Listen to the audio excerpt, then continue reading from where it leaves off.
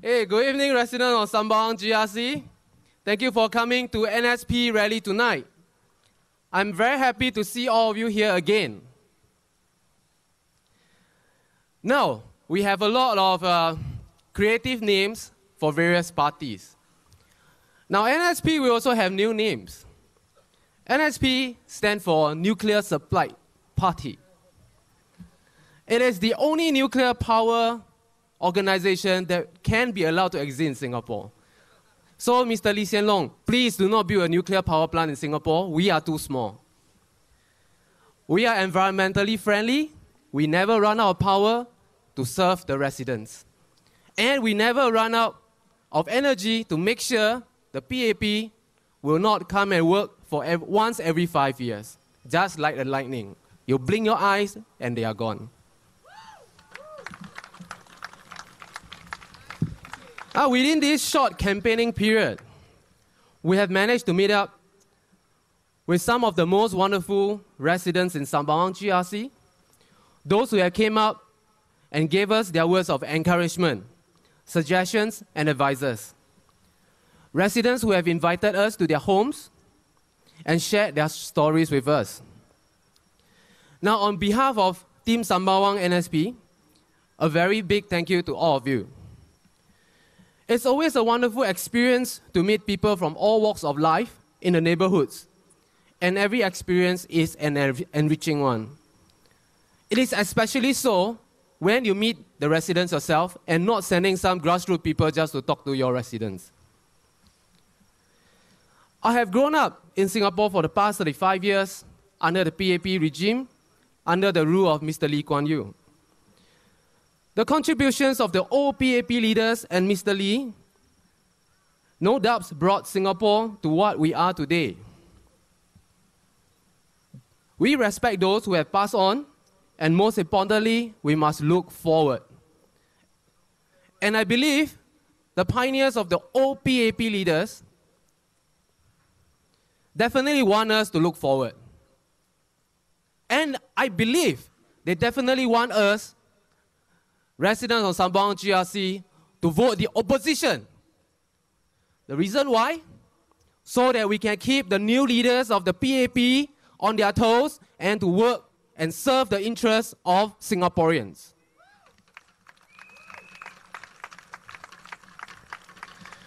Now, a few months back, I have watched a short video titled "The Most Honest 3-Minute in Television History." I've adapted this to our local context. Now, in the video, a girl asks a group of panelists, "Can you say in one sentence or less why America is the greatest country in the world?" In our context, the question should be, can you tell me why Singapore is the best country to live in? Is Singapore the best country to live in now? There's absolutely no hard evidence, no hard and fast evidence to support the statement that Singapore is the best country to live in. Japan, Australia, New Zealand, United Kingdom, and not forgetting the popular country, Switzerland. They are also some of the best countries to live in the world. Singapore is definitely one of the best countries to live in. But will she carry on to be the best place for our future generations to come? If we keep allowing PAP policies to go unchecked in the parliament. For the past 10 to 15 years, we face problems which increasingly lead to higher stress for Singaporeans. Increasing cost of living. For example, the cost of coffee in the past, it only cost about 50 cents a cup. But now, if you go to some of the higher-end coffee shop or just a neighborhood coffee shop, it could range from anything from 110 to 160 per cup. And per cup is only this small cup. Transport costs have been increasing non-stop. Every year, they will say, we are conducting fare review. Why not just simply put it, we are going to determine how much we're going to increase. ERP has been increasing as well.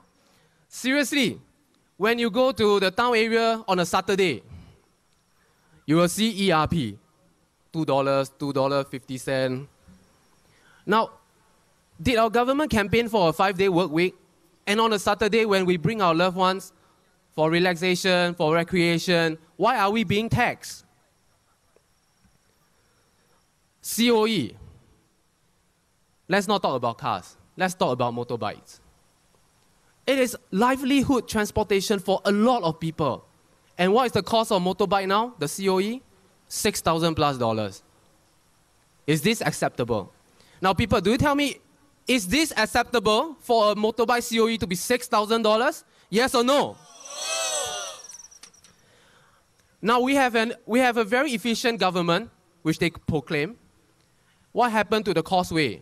Every day, Singaporeans will just want to go into Malaysia for a short trip. We are faced with traffic jam, traffic jam, traffic jam. And what they are doing to solve it? No. Hospital costs and shortages of hospital beds. If you go to A&E, you can easily wait 3 hours and onwards. I have one friend who brought his father to A&E. The queue number and the hours that accompanied with the ticket was 13 hours. The cost of HDB.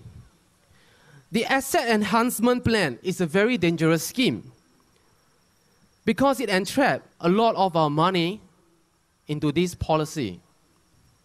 And we cannot encash this amount of money out. It will always look good on paper.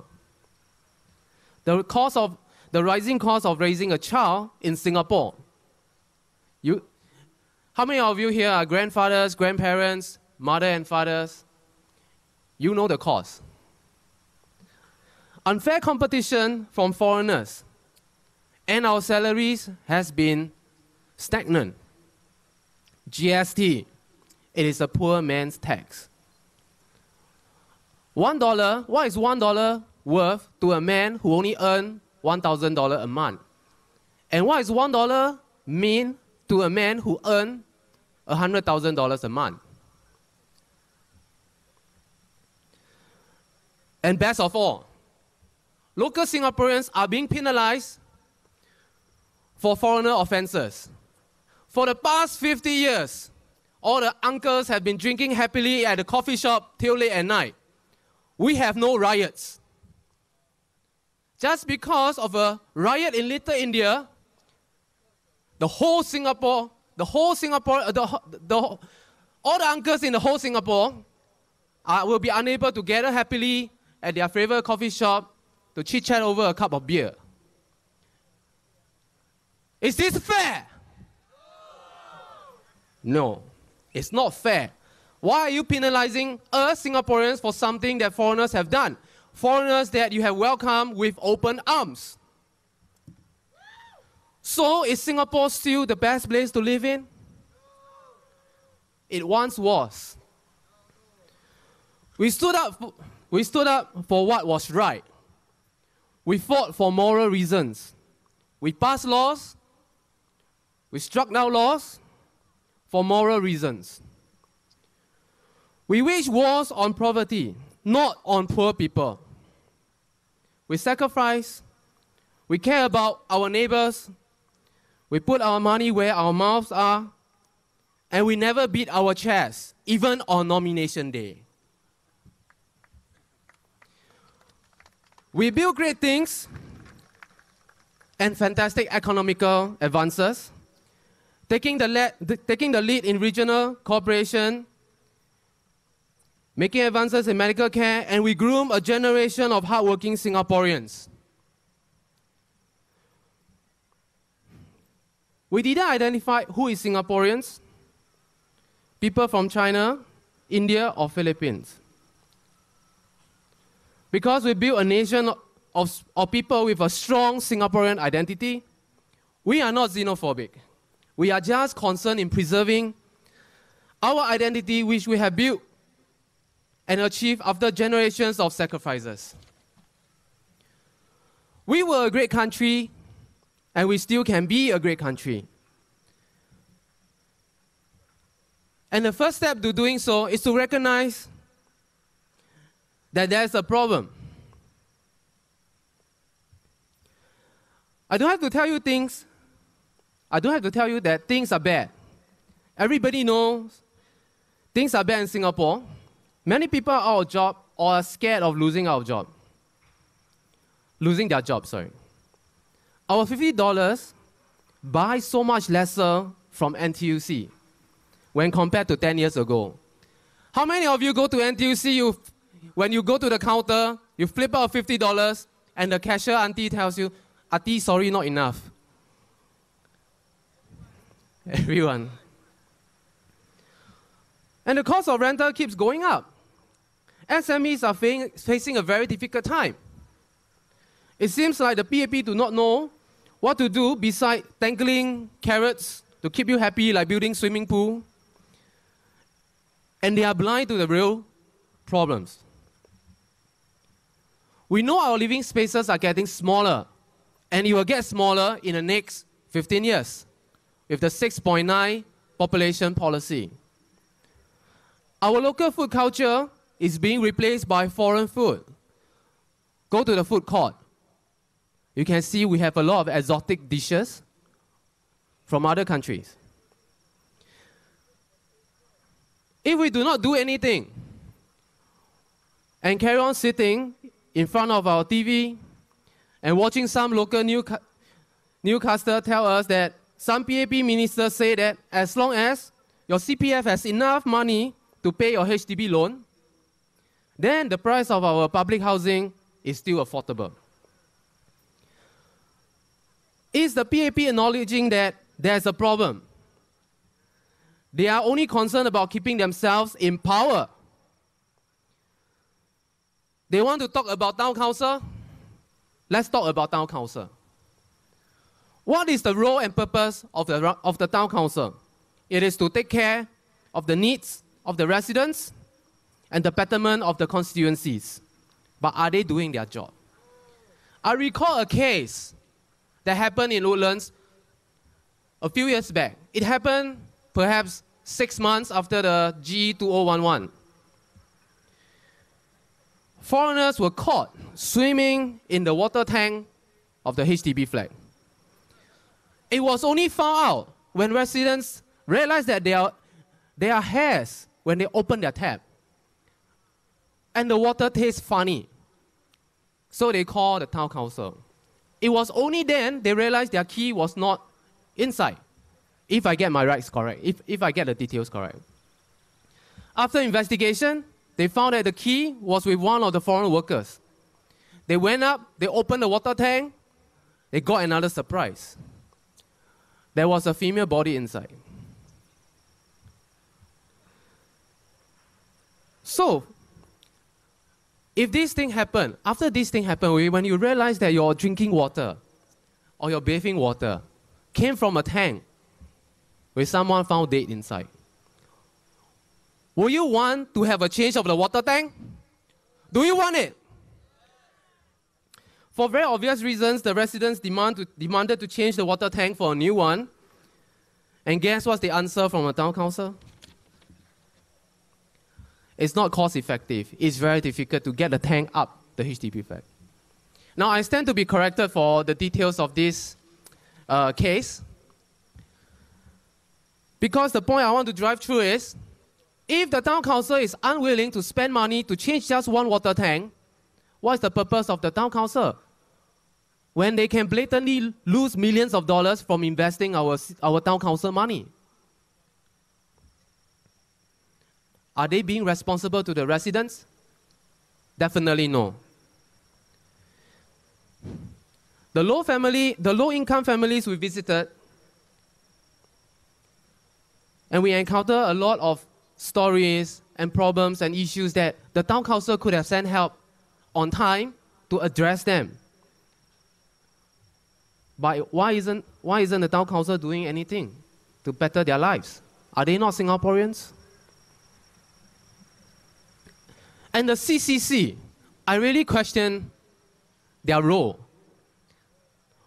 Why is it that they have so much power to determine whether an upgrading proposal can be approved or not approved. Are they elected by the people? No, they are appointed by the PAP.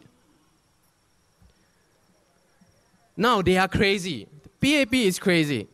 If we do not stop their policies now or address the problems in their policies, and we sit by and do nothing because all the excuses that we give to keep voting them in, slowly the world we are living in will be smaller and smaller, and sooner, and very soon, Singaporeans will be a minority. Will you be happy to just stay in your room, in your house, and all you need is just a TV and the internet? And you do not care about what happened to the rest of Singapore. I'm not going to live my life and not going to let my children's lives be wasted. I do not need you to protest. And I definitely do not want you to riot. And I definitely do not want you to write to your PAP MP, because I know it will definitely not work. Reason? I recall one PAP MP who said that you cannot cut the MP pay. You cannot cut the minister pay. Because if our pay is too low to the rich businessmen, when we deliver our proposal to them, they will not want to listen to us. This is what aristocrats do. They do not listen to normal peasants. Okay? They do not listen to people who earn lesser than them. And a question came to my mind. How can the voice of the people's representative be less important than those people who are simply rich? Is the PAP bowing to these people and selling Singapore out? All I need you to do, your duty, your part, on September 11, very simple. Just vote NSP. Vote my team into the parliament. We will make it right for you, right for your children, and right for Singapore.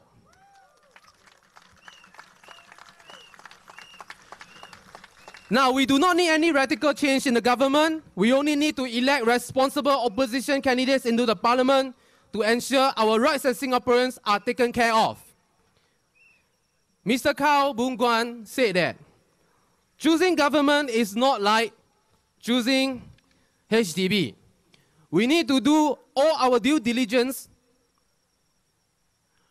He said that, I quote him, "We all do such due diligence when we want to buy a new apartment," he said. GE is even more important than buying an apartment. I totally agree with him.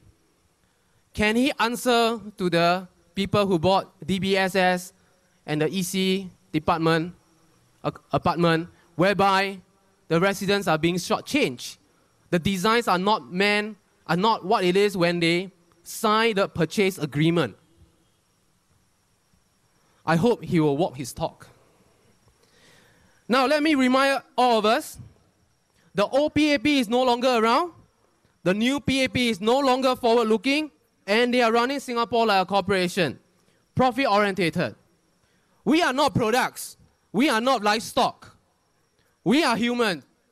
We are human beings, and we deserve to be heard and deserve to be represented in the parliament. They only have 60% of the votes, yet they occupy 90% of the seats in the parliament. This is no joke. Because why? Because they said, just because less than 10% of Singaporeans cannot handle their own CPF money, they penalize the remaining 90%. What kind of math they have been taught? I do not know how to count.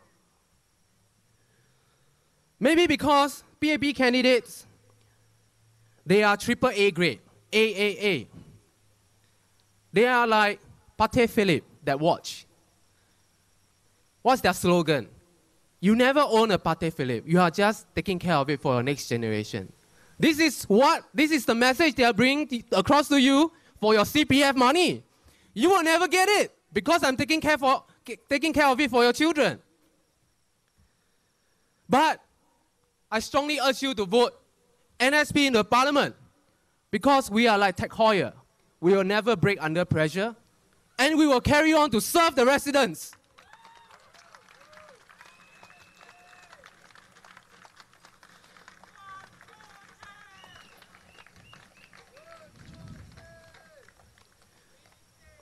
Now NSP has listed our proposal in our manifesto for the betterment of our Singaporean lives.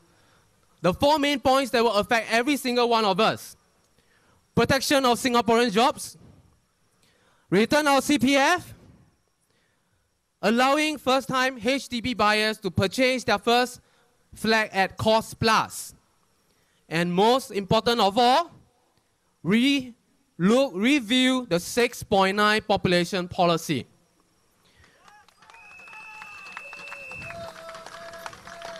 Regardless we are being voted in the parliament this time round or next round, regardless all the new obstacles that the PAP will set up for us, for the opposition parties, let me tell you, we will be like Ip Man, a Kung Fu Master, the movie, have you watched? No matter how hard or how difficult you have changed the rules of engagement, with the support of the people, the spirit of Singaporeans, we will fight on, we will defeat you, and we will see you in the parliament. Before I end off my speech, I'd like to welcome my NSP fellow candidates to come forward.